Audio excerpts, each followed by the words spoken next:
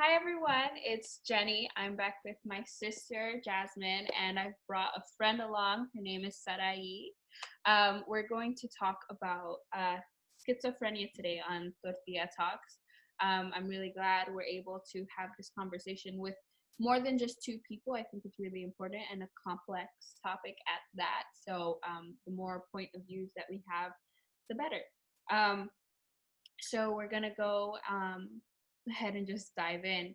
Uh, we're talking about schizophrenia, and I think it's such a like if you don't have it or you don't know someone with it, you don't really look into it. You just hear about it on the news or in the media, like you hear about people having that illness, and it's so intense that like when we're learning about mental health, we don't even really touch base on it because it seems so intense that like it's not something everyone deals with, so why am I gonna learn about it? But it's really important, like we spoke in last week's episode, that we cover all topics, so that we are aware when someone is having an episode or showing symptoms and they themselves have not been diagnosed.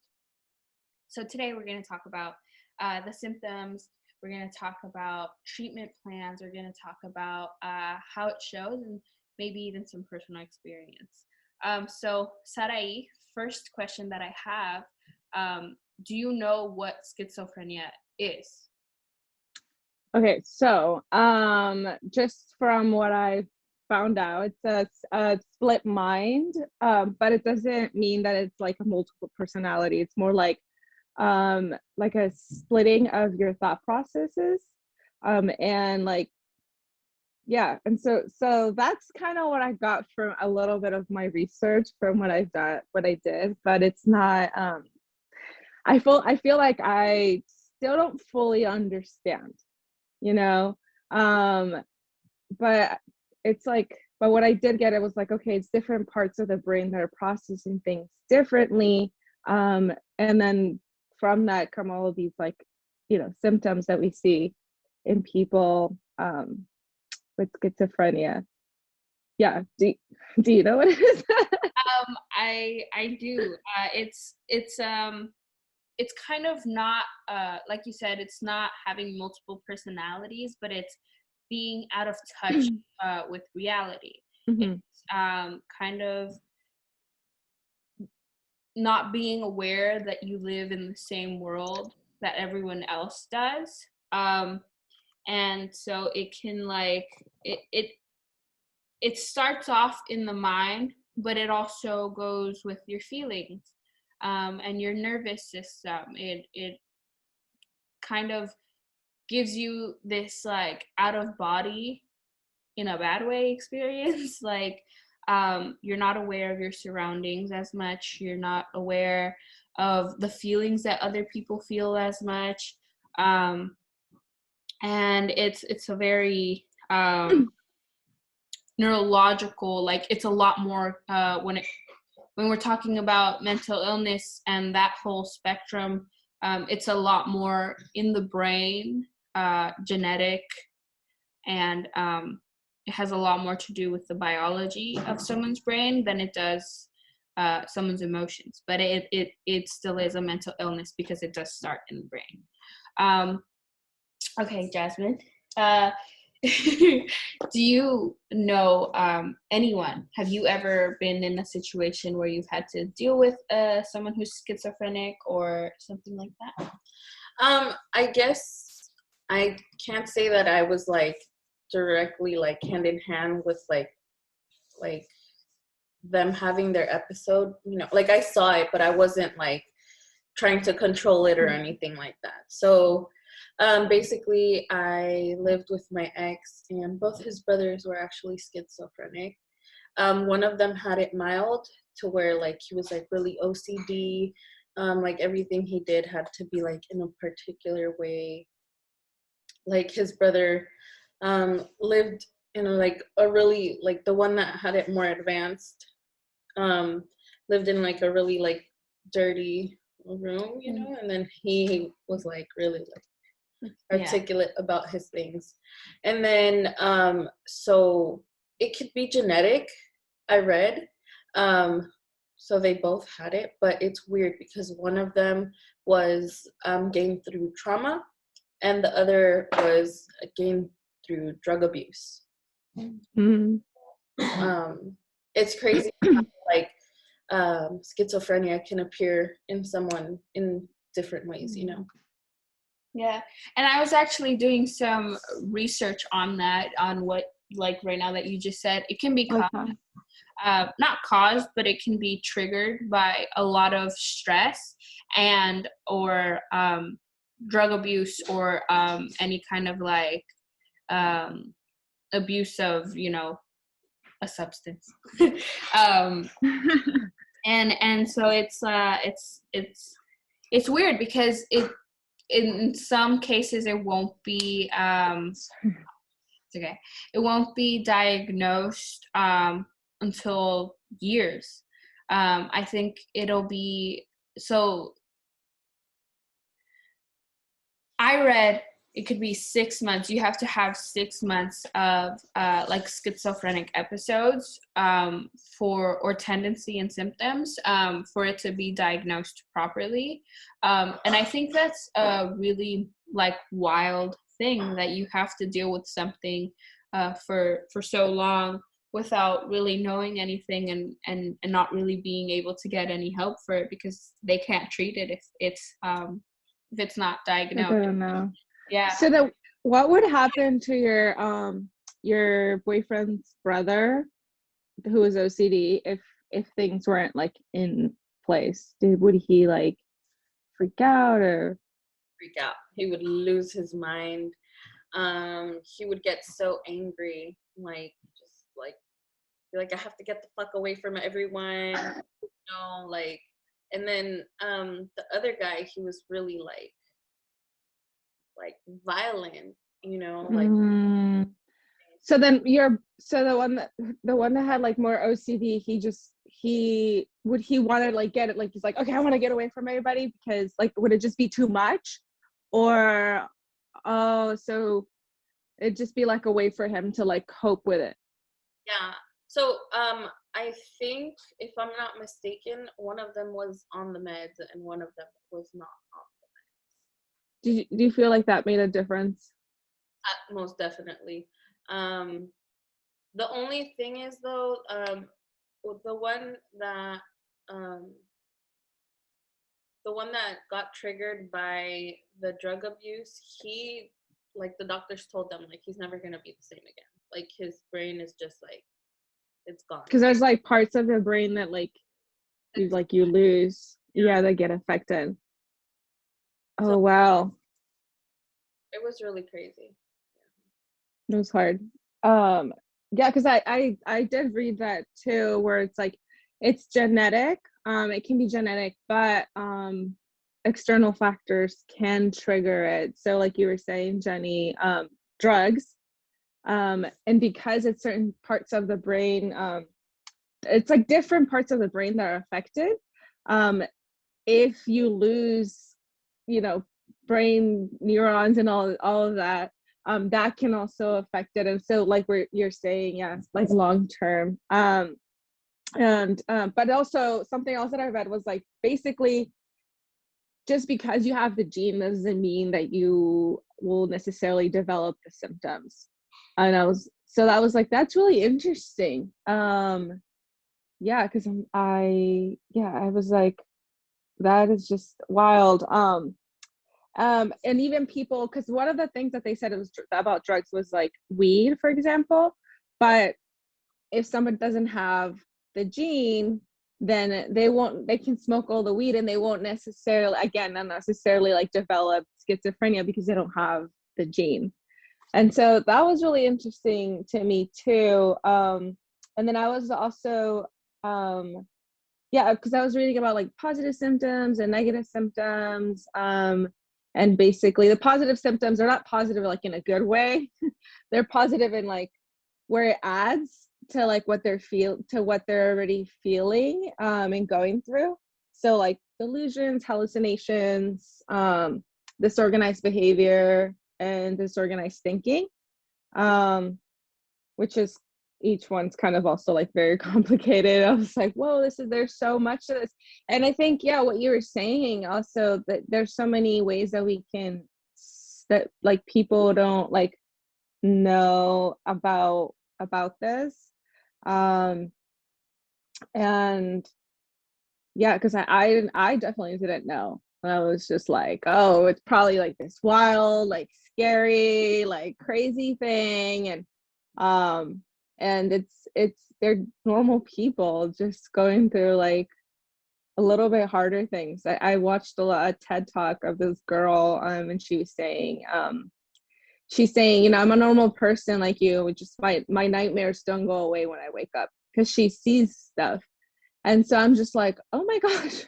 I'm like, wow, that is so scary. I'm like, I seriously, I cried. I felt so bad, because I was like, how do you stop this? Like, how do you make this like go away? And I think that was like the hardest thing for me when looking at it. I'm like, because there's not like a cure, you know, there's only treatment.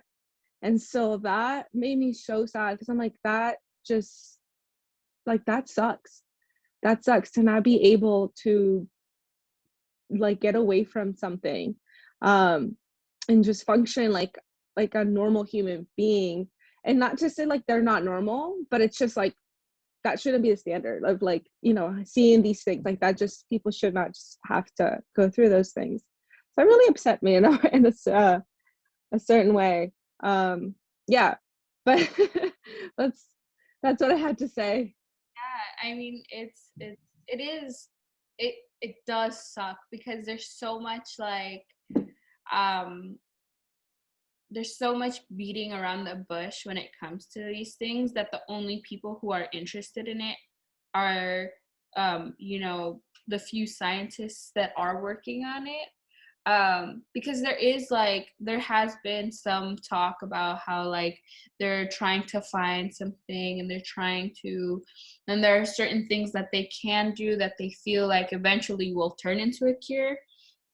But to have to wait for there to be enough people who even want to go through like a trial to see if it works, and then wait the years that a trial takes, to see if it even like comes up with a solution.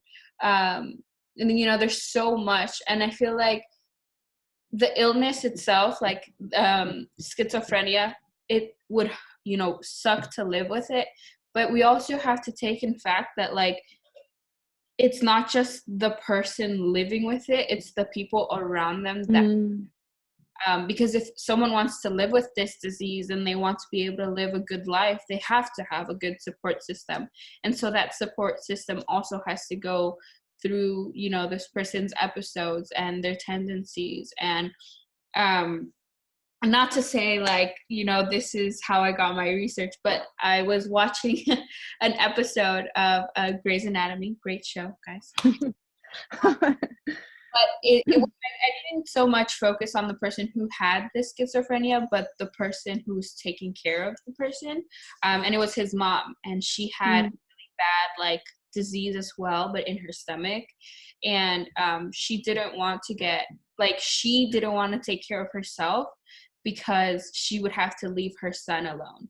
And so then like it shows you how intense and complex the disease is as itself, like for the person dealing with it, but then also how badly it affects the people around. Because we're talking about mental health, right? We have to talk about all aspects of it, like the person dealing with it and the person supporting them. Yeah, I had a friend who his grandma still has schizophrenia, and so he took care of her.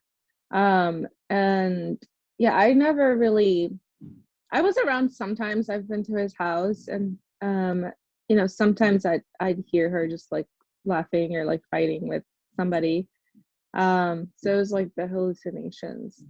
But yeah, it was hard for him, because he had to move out, and I think they got her a nurse, but it was hard because he, like, if he wasn't there, you know, he's like, or if she was freaking out, he'd have to like run into the room and be like, hey, like, it's okay. And yeah, so So yeah, I kind of saw that like a little bit, from him. Yeah. And in talking about like support systems and stuff like that, I think a misconception of like uh schizophrenic people is that they're all violent, that they're all Yeah. drugged out and like super like nervous all the time. But I do know that there's like a paranoid schizophrenic, which are usually those people, the ones who always feel like someone's out to get them, like someone's, their people are doing things. And in a lot of cases, in articles and stuff like that, I've read that it's usually they think it's like the government out to get them, or Oh yeah. and those are two, like, I feel like a lot of people who are not paranoid schizophrenics also, some people deal with that too, like they just deal with paranoia. But to have to deal with both, like you see things, and so then because you see certain things, you believe that something's happening. Like it's kind of like crazy intense how that happens, that like, you're like you said, your friend's grandma, she would like be laughing or she would be fighting, and it would be with her hallucinations. Like they have to deal with that like day in and day out, and then they have to think, and then they have to deal with it to an even like larger extent, where they feel their emotions but they can't properly like process them because they're not in touch with them. Mm. And so they feel scared, but everything that they feel, they think it's someone's like pushing that onto them, or someone's making them do that, or someone's so it's kind of like I don't know about you guys, but one thing I do to find control in my life is my hair. I'll dye it, I'll cut it, I'll do whatever I want to it.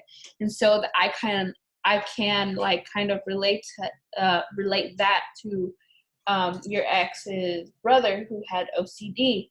That was how he controlled, like how he felt in control, probably was having everything in place. And so then when he felt like he was losing control, which they already have no control over their life because of what they're dealing with, like you can understand why he would like freak out and feel the need to like get away from everyone when his one thing that he could control was being like disturbed.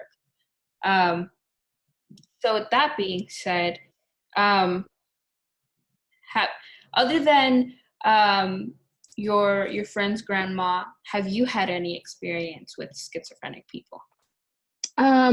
Yeah, so I do well, I don't know if it's a lot, but I do like street ministry where I just go out and like just pray for people and talk to people. And that's what I do. Just like, hey, do you need prayer? Do you need to talk? What's up?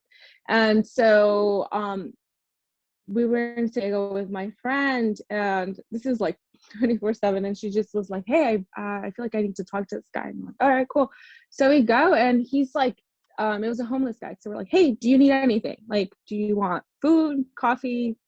And he's like, I need a phone. I'm like, okay, like, sure. And so it all started, like, we went on this whole journey to get him a phone from like Metro, because he just had to call or something, but he would get like really upset with the people that he was speaking to. And they were like, we need your social because we need to like figure, and he's like, why? Like, you're spying on me. And we're like, hey, like, it's okay, calm down. And I didn't realize it at the time, but now like looking back, he definitely had schizophrenia, because I would be talking to him and totally just normal. To him it would make sense what he was saying, right? So I would ask him something and he'd start telling me something and that was somewhat related to what I asked, but then would go off on like kind of a tangent. And something that I read is that in their mind it makes sense, the things connect to one another, even though to the listener it's totally off topic. And he would be like, just tell me things, just like be like, yeah, I what did he say? He was like, I got this ring from MIT. They're trying to have me work there. And that kind of was like, okay, maybe I can maybe believe that. That makes sense. But then he started saying about how like the CIA or something was like tapping into his phone, and there was like hackers. And so then I was like, oh, so okay, so that's where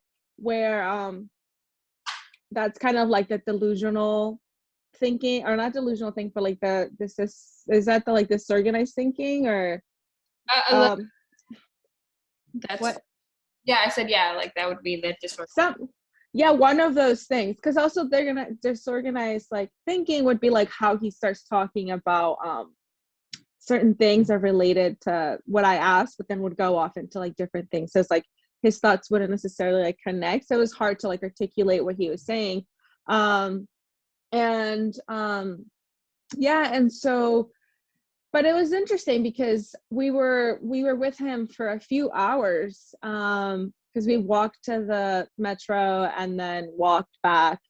And it was like he was not unsafe. There wasn't a point where I felt unsafe, or like, oh, not even because he was like, a lot of people are like, oh, he's homeless. Like, no, not at all. And even when he got upset, like we would be like, hey, it's okay, like we'll take care of it, it's fine. um but yeah, it was, I think looking back, I'm like, wow, that's, he just yeah, I'm like, he was like a normal person. But I mean, he was like, I was like, oh, what's up with your family and everything? And he's like, oh, my mom's um she tried to like find me or something, and she was basically, he villainized her. And I was just, because I'm just concerned, right? I'm like, where's your family? Where are the people that care about you? And he's just like, no, they took my money and this and this. And I'm just like, wow, okay. And then we just, we prayed for him, we got him his phone, and then we left. But yeah, that's I guess my closest one-on-one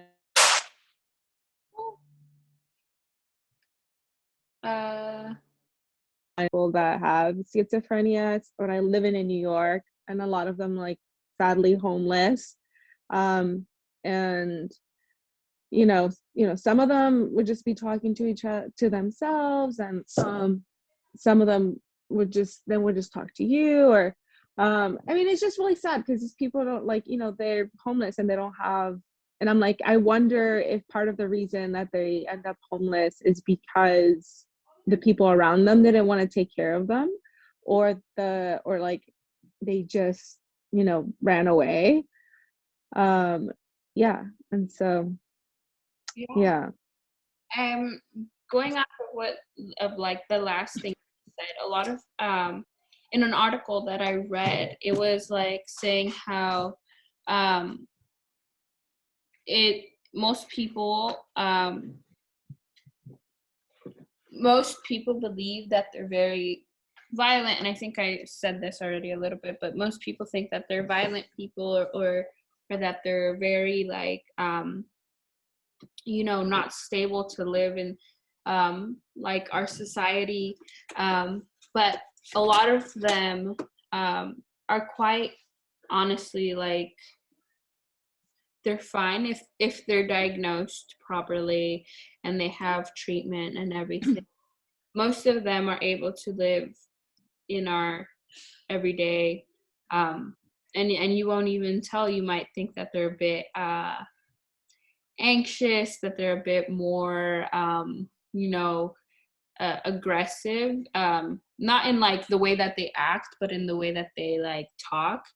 But most people with like schizophrenia, they live, like I said, like they live their day-to-day lives, living normal, functioning. Some of them go to work.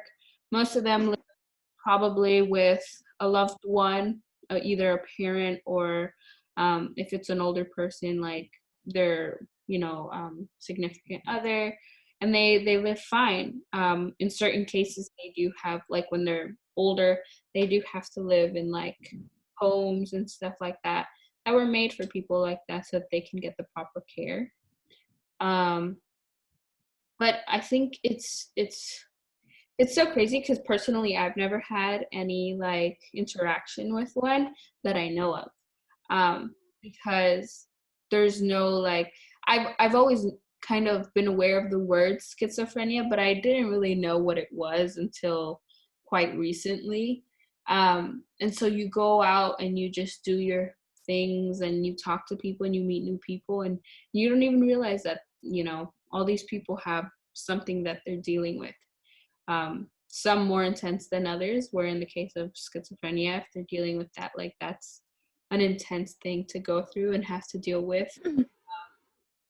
But like it's and I really want to emphasize this part where where I like say like it's so important to educate ourselves, because you may think like this person is just wigging out, like they're just, something's wrong with them, but you don't really want to take the time to sit down and be like, what is going on? What are you like feeling?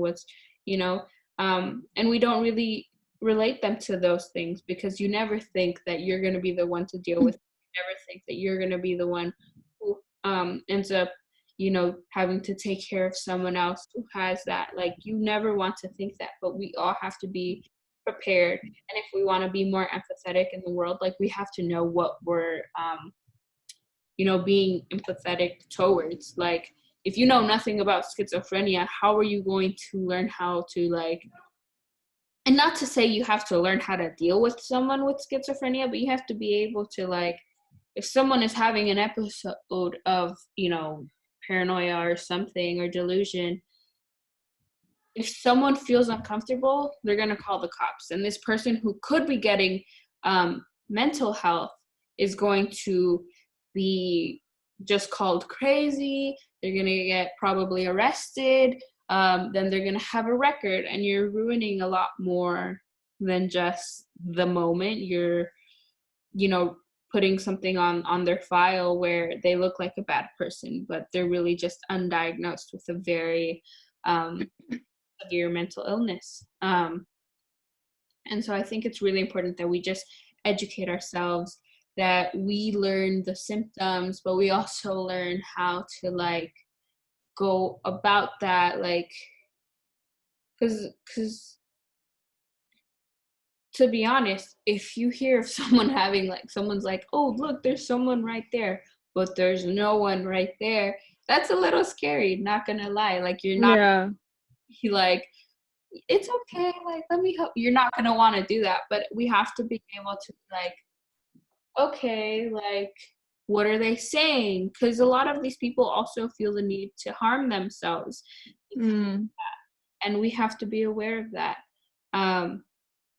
A lot of people believe like suicide happens a lot because of depression, but it also happens because they're seeing someone who's telling them to kill themselves, or they don't want to hurt other people, so the only way that they feel like they can stop themselves from hurting other people is hurting themselves. We have to be aware of all of these things and all the factors that go into it.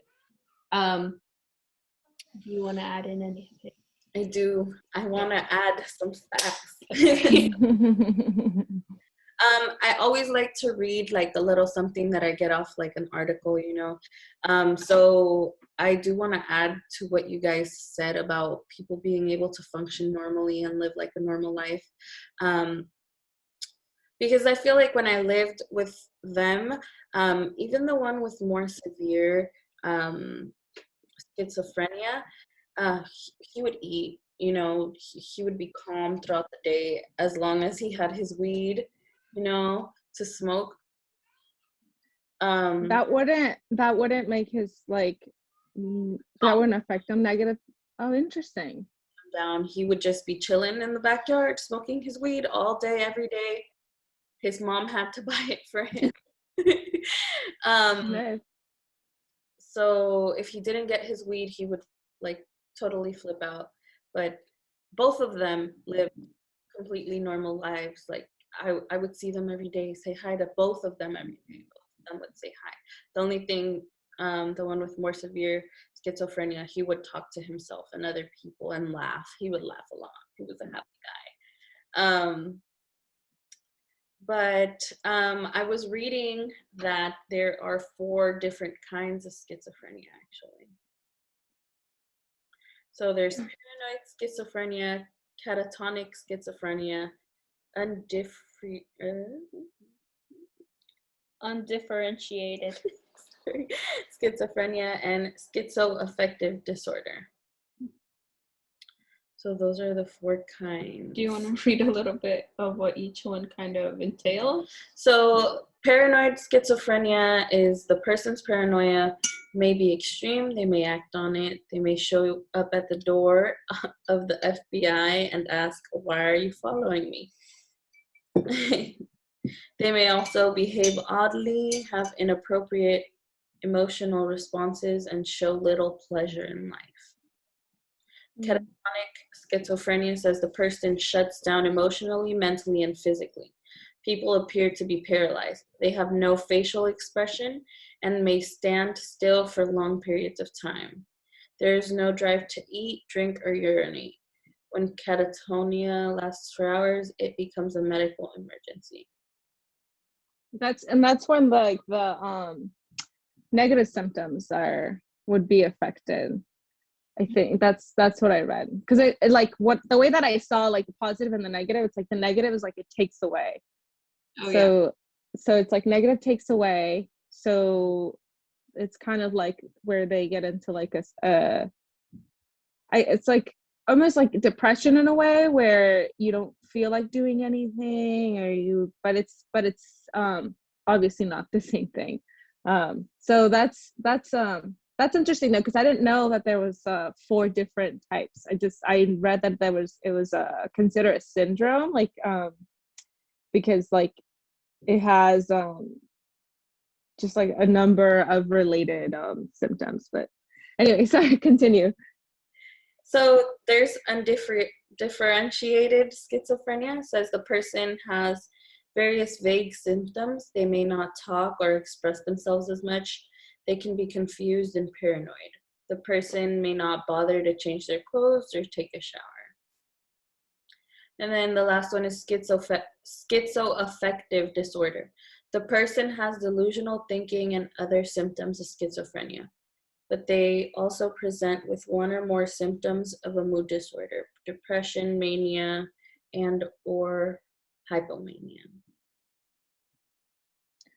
Do you think that you're out of the people that you've had interaction with, like which one do you think that they, or like you feel like you're related to, that like you saw?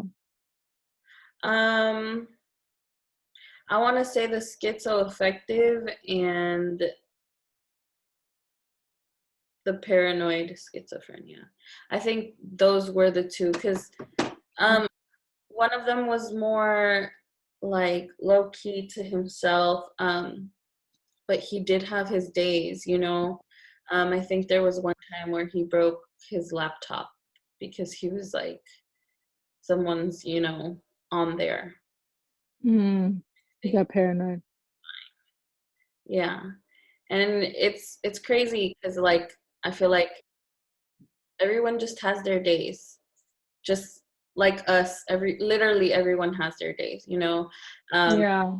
Like it's much easier to be able to understand what someone's going through when you're educated about it, like Jenny was saying. Yeah. You're not going to be scared of approaching someone like this because you already know, or you might know something of how to like, hey, you know, do you need any help, without being like, Yeah.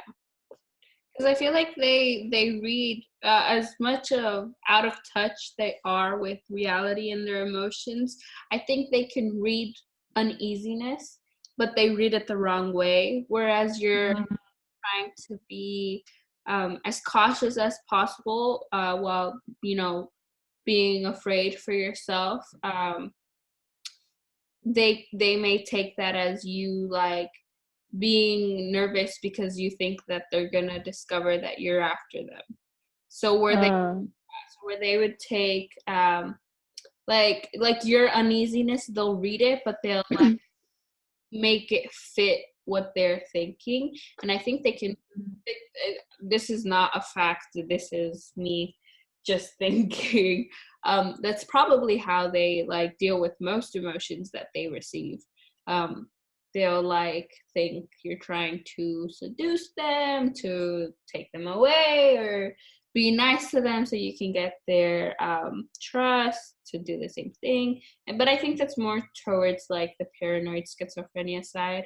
But I didn't know about the, which one was it, the catatonic.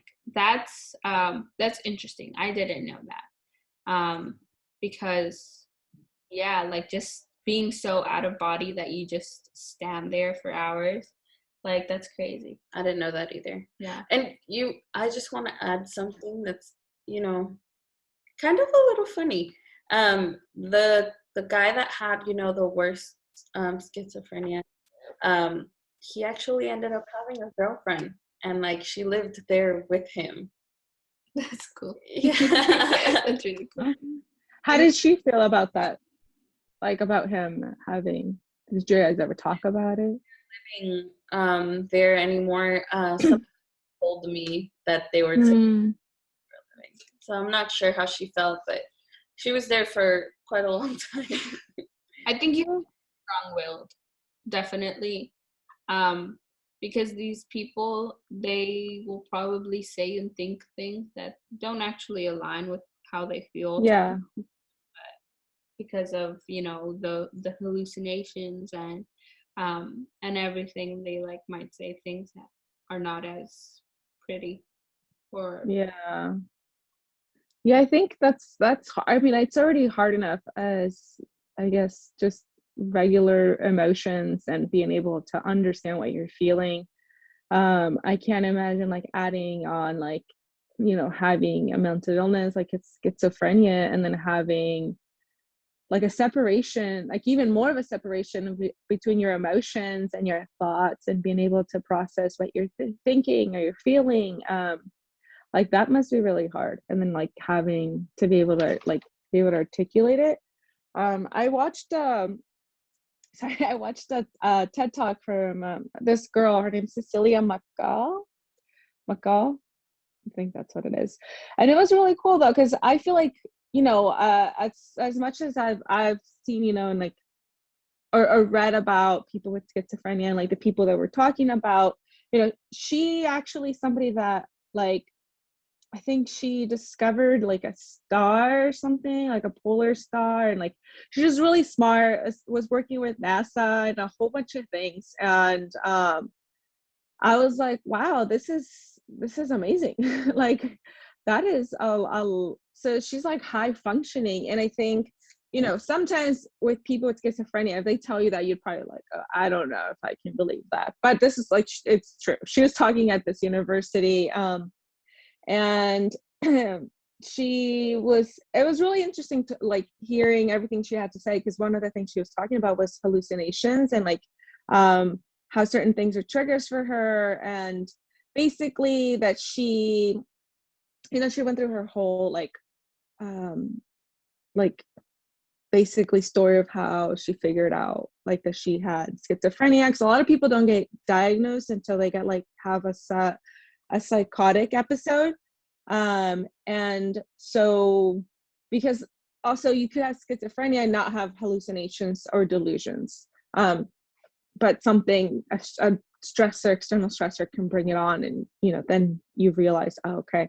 But one of the things she was talking about was that she saw this clown, kind of the clown from It, and also a girl, and she was just talking about the different hallucinations that she had. So like color, like the color red and white were triggers for her, because that's the color of the clown.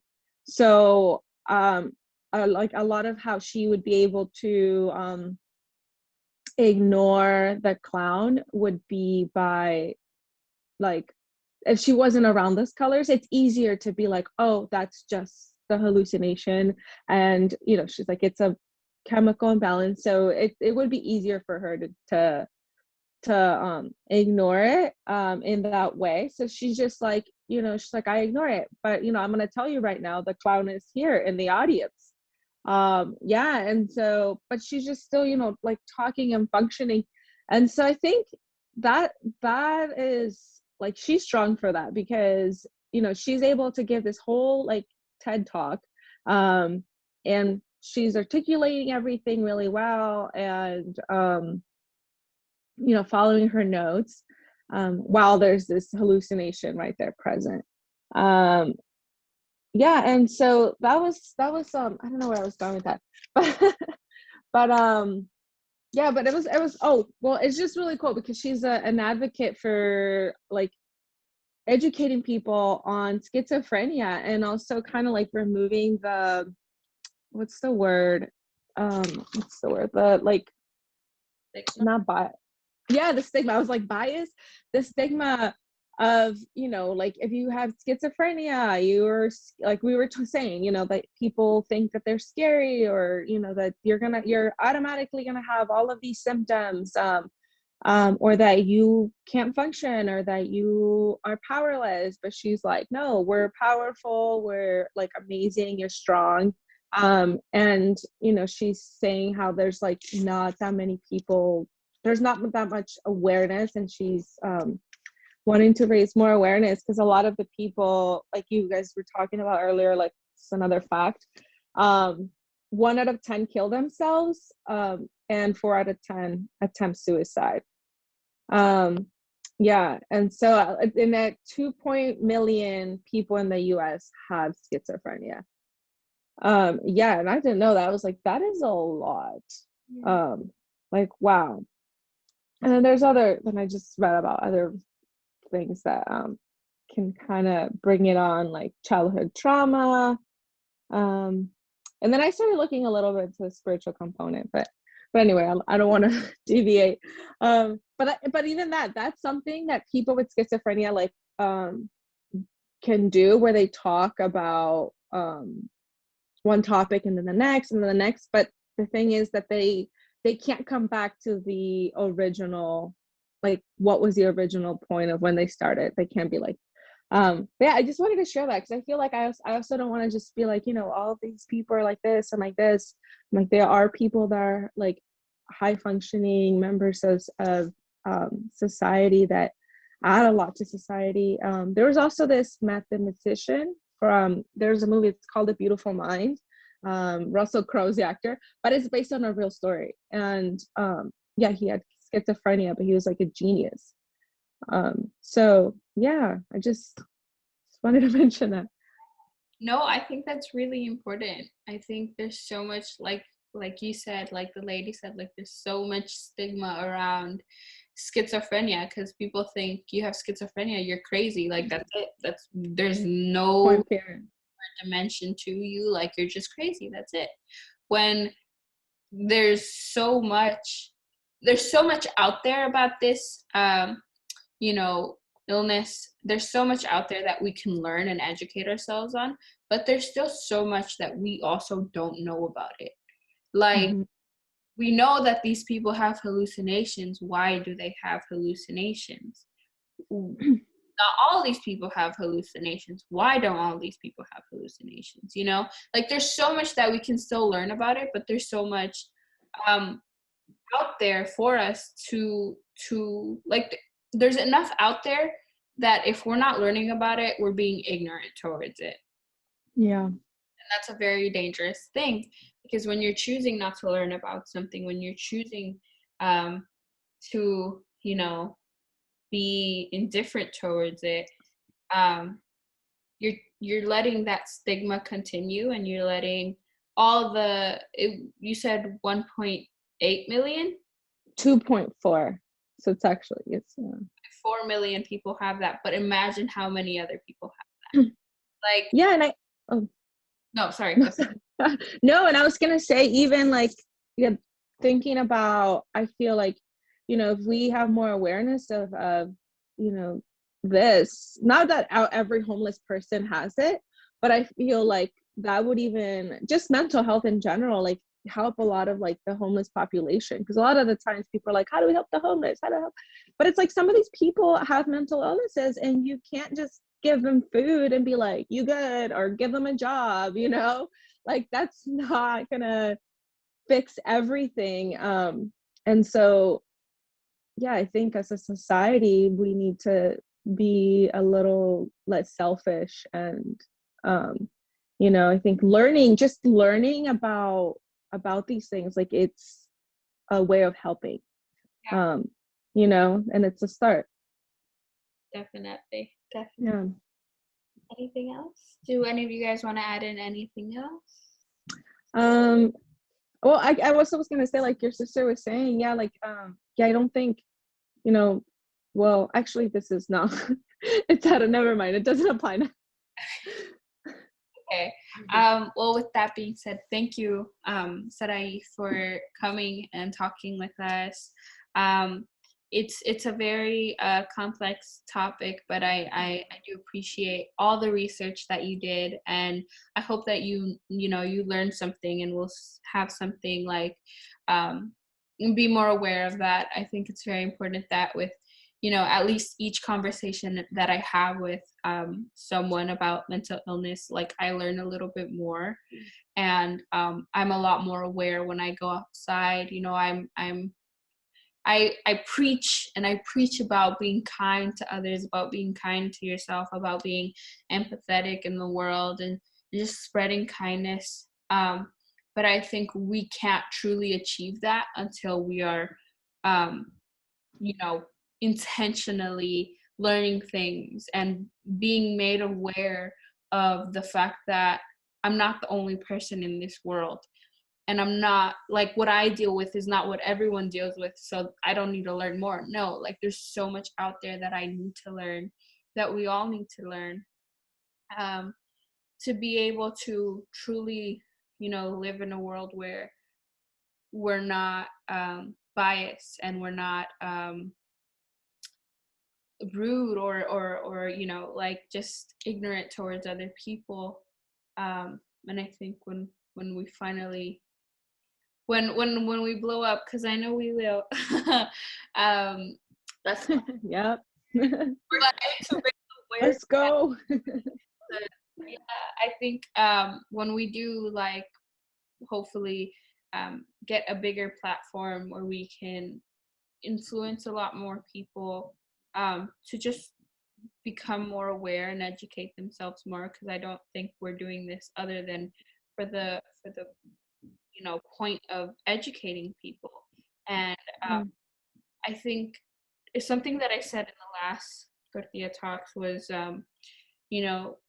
if you feel like you have any of these symptoms, or you feel like you're experiencing any of these things, go get help. Because you may be dealing with something and you don't even know what it is, because there's no conversations going on about how you're feeling, about what you're experiencing. So, we're here to talk. I always put the suicide hotline down below. And if you guys want us to talk about anything else, like, please also comment, let us know. It's always, every day that I'm like thinking of new topics to talk about, I want to, like, I'm like, okay, well, what if we talk about depression, or what if we talk about how anxiety affects, or what about, like, I don't know, like, just little topics. And every mental illness is important, but I really want to broaden the spectrum of the conversations that are happening, because the conversation about depression has started and it's going on. I love to add to it, but I know that there's so many other things that need to be brought to light, that I can't just stick with the little topics, or the ones that people are comfortable talking about. It's not we're about here to break barriers. Like the standard. Yes, we're not here to be comfortable. We're here to be uncomfortable and talk about the truth. So thank you, Jasmine, for coming and helping. I love you guys. Thank you for having me. Yeah. like being open to it. I think that's the great thing, is that like if I wanted to, I could just stick with my sister and talk to her about everything. Like, I think it's so important that we get different voices, and different points of views, to come and have conversations, because I think that's so important. Also, I'm not the only person in the world, you know, I'm not the only one aware of mental illness. I know that, and I want also to make more people aware. So having you come on and having other people come on, like that's it's the goal. It's what we're trying to do. Yeah. So yes, thank you so much. And I hope you have a great rest of your day, great rest of your week. Um, like I always say, guys, like we're here to talk. If you need us to, I will link our Instagrams and any other important phone numbers down below, hotline phone numbers down below. And just, I hope you guys are being kind to yourselves, you're being empathetic towards other people, and that you're, you know, creating awareness. Yeah, so thank you guys. We'll see you next week.